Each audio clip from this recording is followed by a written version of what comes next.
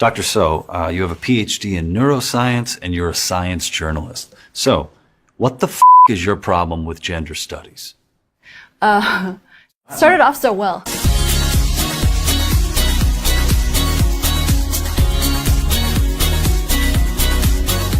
I mean, the biggest thing I would say is that their ideas are based in theory, not in any sort of empirical facts, and that they denigrate science because they claim that their theories should trump the scientific research that currently exists.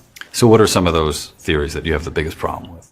Well, I'd say the biggest one is this idea that gender is a social construct. It definitely is not. Another thing I would say is this idea that biological sex and gender identity and sexual orientation are all disparate things, and again, they are not. They're all interlinked. Are there differences between the sexes? There definitely are, and in the brain there are biologically based differences, not due to socialization. Because when I think about it, it's like homelessness, autism, suicide, mass shootings, mansplaining. It seems like the ladies just can't compete with the boys. And that's the thing, you don't see these scholars complaining that, suicide rates aren't higher in women, or that women aren't getting longer prison sentences to be on par with men.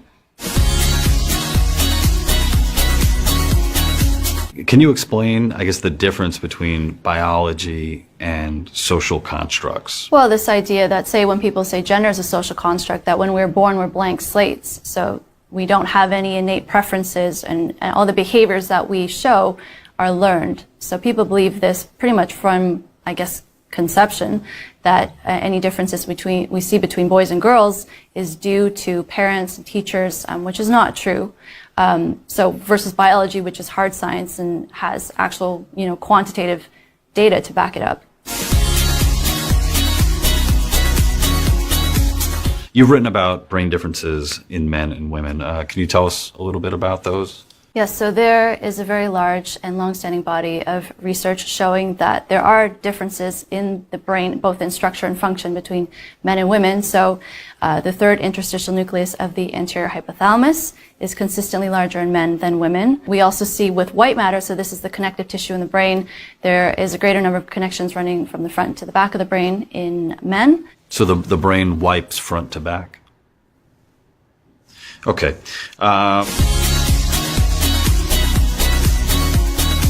Should someone know what they're talking about when it comes to science before they teach a subject that makes claims about a field of science?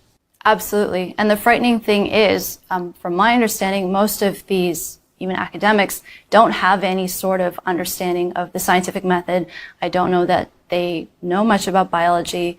If they did, it would seem that the claims they make then are, intentionally misrepresenting what the science says. And I've been told, a number of people reached out to me to tell me that they'll publicly deny these sex differences in biology, but they know what the truth is. They do it because they are afraid that research findings showing differences between men and women are going to be used to justify sexism.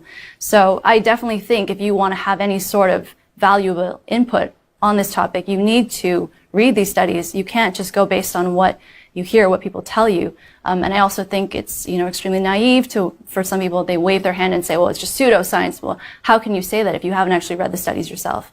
So you have to know what science is so you can know what pseudoscience is? I would say so, yeah.